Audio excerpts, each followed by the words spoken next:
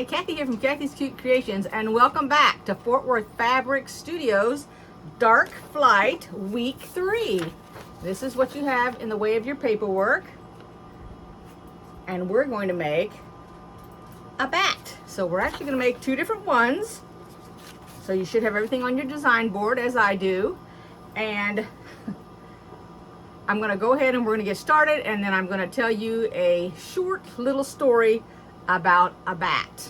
All right, let's get started. Okay, so here is my design board. I have one set of bats that we're going to start out up here at the top. Fabric, not bats. And this is the other set for the next set of bats. And I think this fabric right here is just absolutely adorable. Wouldn't that be neat if that glowed in the dark? Alrighty, let's get started on our first bat. But I wanted to let you know, this is what's really weird. So I was winding up some bobbins because I had ran out of my last one. I was on another project before I started this. And when the bobbin totally finished winding and I disconnected it, it literally burst. Look at this. I want you to look at that bobbin. It's not over full. It hadn't stopped. I stopped it myself. And when I did, it popped and I looked up and there it was. It had literally broke. I have never had a bobbin do that before in my life. That is the weirdest thing.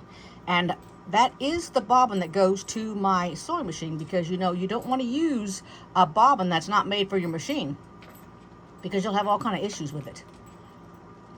So just letting you know, stuff happens. Alrighty, let's get started. So the very first thing we're going to do is we're going to do all these flying geese. So you're going to take 4 of your dark ones and 4 of your light ones and 8 for the wings. And we're going to do that first.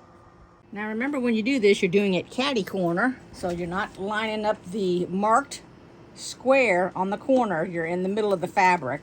So I thought I'd go ahead and tell you this really short story.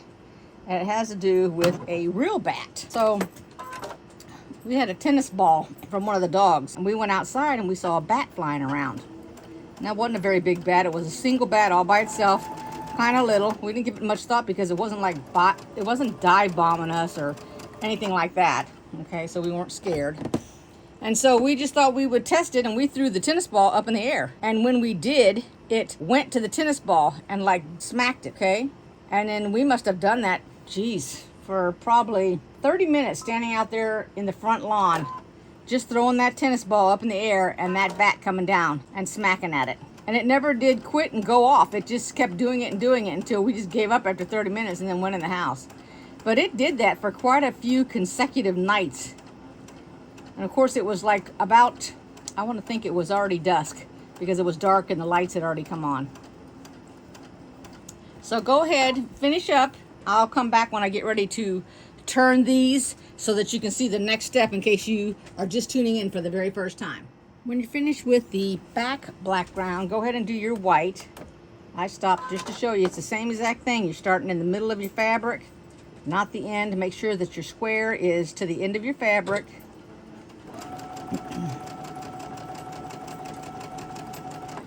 Whoops, I don't know what's going on there. I almost thought I didn't have a video for last week. Noticed how short it was? Well, I downloaded all of it to edit, and when I got it all downloaded, I thought, okay, so it's sufficient, it's enough. And then I'm going along, and all of a sudden, it's like I got repeated footage. And it's like, what? So then I had to get that out of there, and then all of a sudden, I'm following my video, and it's filmed stuff that you don't film. In other words, wasn't filming my thing here. What it was doing is I was doing some getting ready to shoot the filming. So somehow I must have turned it on, bumped it, and got it going. So that lost a lot of it. So the next thing you know, I'm down to hardly anything at all. And so my daughter's here while I'm trying to edit, and she goes, well, can't you put some filler in there? And I said, well, what would you call filler? Because I said, that's not how it works, and it wouldn't have anything to do with Fort Worth Fabric Studios. I can't just put stuff in there. And she goes, and this is really funny. She goes, well, why don't you just get on there and do some BSing? And I said, some BS? And she goes, yeah, you got to BS. Surely you can BS. I know you can. I said, see, now, if you'd have been on it, you could have talked about that. She can come up with the darndest things when we are by ourselves sitting in that living room. I told her, I said, you need to be on some of these videos and we could talk because, you know, you can come up with a lot of stuff.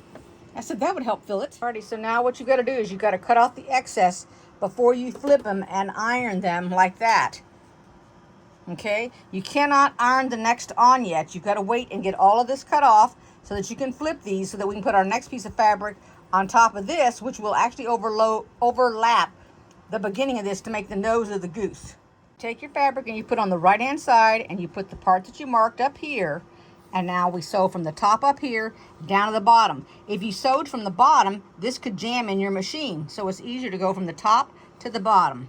Okay, so this entire time I thought I was taping, I was not taping. Thank goodness I only got half done. So my story was that we went to the grocery store this morning, my daughter and I, and so I took her home so she could take her stuff home and put her things in the refrigerator. And while she was in the house, I was parked behind another car, and I was up pretty close to it, as close as I could get because I was blocking the alley. I had my blinkers on in case somebody come up and needed to come out of the alleyway. So anyway, so I'm sitting there and I'm looking and I see something's on the car right in front of me. So I'm thinking, is that a leaf on the car? And it was a pretty good sized leaf. And of course there is a tree across the street. And so I got to watching it, and the next thing I know, I thought, oh my gosh, that's not a leaf, because I noticed the head, and it was a praying mantis.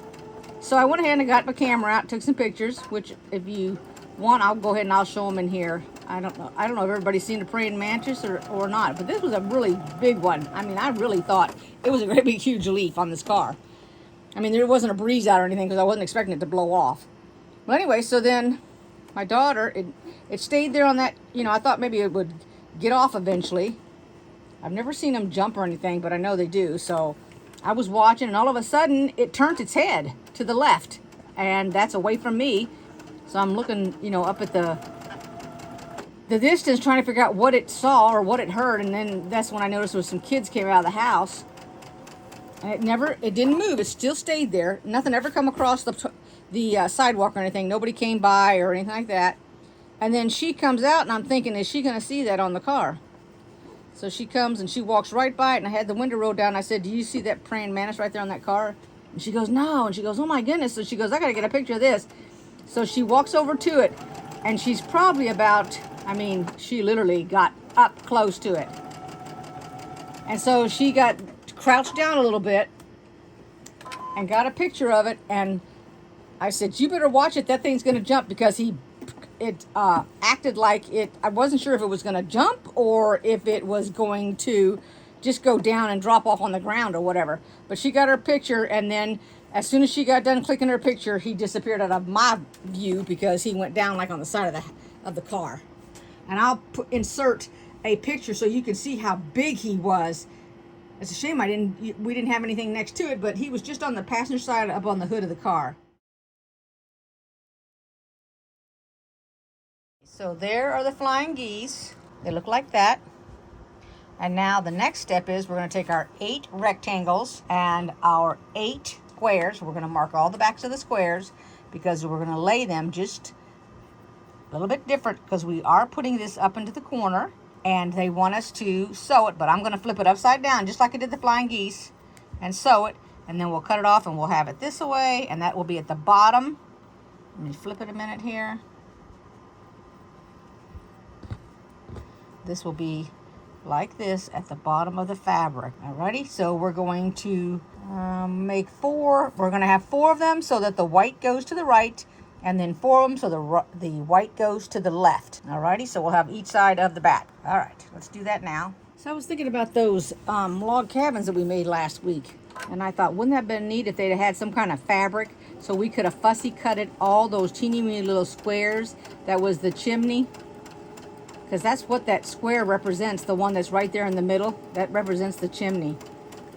And I've seen other people that have made children's blankets, and they've put, like this one I saw, she fussy cut little kittens in the middle of the square. Of course, now they made it bigger than we did, because our square was only 2 inches, and the square on that baby blanket was like 4 inches, because you can start that square any size you want. So I thought that was a really cute blanket that they made. But could have been dogs, could have been anything, could have been birds. I mean, it doesn't make any difference. You could even do an I Spy blanket using that log cabin, because you can fussy cut any pieces of those. The rectangles or the square makes no difference. All right, we'll go ahead and finish up. I've got this one side here. So now all I'm gonna do is flip the other side. So we'll go to the opposite corner this way. Make sure you turn it correctly. So put your mark up in the top. The first time around, put it in the top right-hand corner. Second time, put it in the right left-hand corner, and you'll be okay. Alrighty, so go ahead and finish yours up, and then we'll come back, and then we'll cut them, and then we'll iron them afterwards. Well, now that we got all of our parts made, are we ready to put this together? So the next thing we want to do is they want to take white bottom, black wings, and it's going to go down like this. That one goes in the middle. We're going to take the one with the black body, and this one goes at the end. Let me make sure I have them correct. There we go, like that. And then we're going to take one of each of these, and the white is going to go downward like this, and then this one here goes downward like that. Nope, this one goes, yeah, that's right. So it goes away and it goes away. That's right. And then we're going to take our square. We'll put a square on each end. We're going to take our black fabric, and it's going to go in the middle like this. And then we're going to, let's see, 1, 2, 3. We have 6 rows. So we have 3 here, 4, 5 is started here. So we will take one of these and one of these. And then we need one more row, and that's going to be our solid dark color, whatever color that is, and our light or cream. And this is our 6 rows, just like that. Just move it up a little bit. I believe that's correct, right like that. So that's our first bat, and he is in flight, going straight up. All right, so let's sew all of these rows together, and we're making 4, remember. Alrighty, so here it is before it's sewn together. We're just gonna put one row at a time, and be sure and mark your points. Right here on the first 2 pieces we fold over to sew, here's a point, there's a point, and there's a point. So they all have to be marked. So just take your pen and your ruler and mark them. That's all you gotta do. And I do every single one, get them all marked.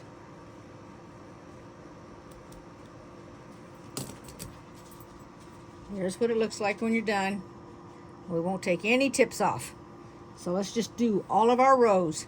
You're done finishing all your strips, and you've got 6 of them there. This is what it will look like. And this bat is facing upwards, as if it's flying straight up. So let's go ahead and get started on our next bat. Alrighty, so to start this second bat, we're going to use the light color and the dark with the cats, and we're going to sew it from the middle to the left, just like we did before, so that we can flip this up and grab hold of it like that. Okay, this is the same way we did the last one. We're going to go here, and it's going to go to the right, and then we're going to use the larger, which is our 6.5 inch length rectangle, and do the same thing. And there's going to be a total of 8, so it'll be 4 that way, 4 that way, 4 that way, 4 that way. So let's go ahead and just sew them. I'm not going to need to show you how to sew them. Alrighty, now that we have those done, we're going to take our 4.5 inch by 4.5 inch square.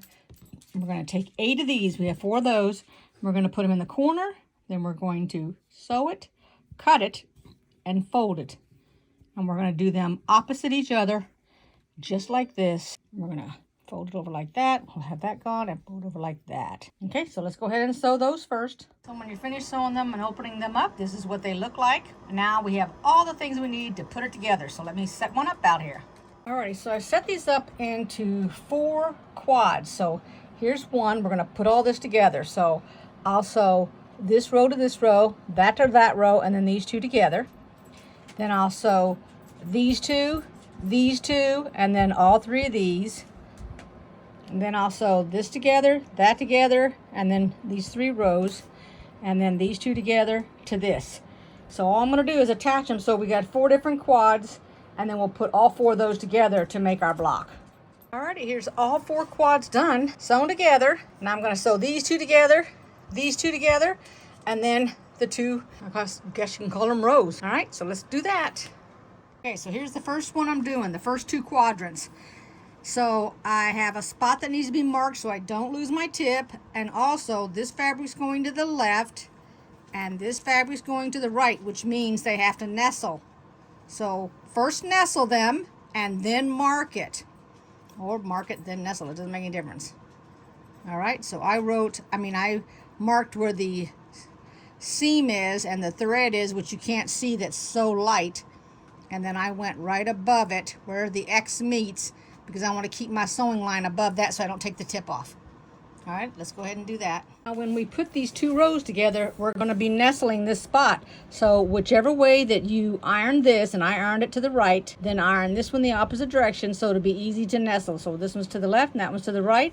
We'll put them all together and then we'll have them done. All right, let's do that. So we're going to have one place to nestle when we join it right there. Mark your spot so you don't lose it, otherwise just pin it and sew. Alrighty, so I ripped out my block and turned it. I didn't sew the block wrong, I had it turned wrong. I had this down at the bottom like this, and it's supposed to be like this, so that these come down here. It looks like a half square triangle on either side. So all I did was rip this square out. I'll attach it to this right here, and then I'll attach it to that. Now I gotta fix them all. Alrighty, so I fixed the bat. I guess I was a little batty there for a minute.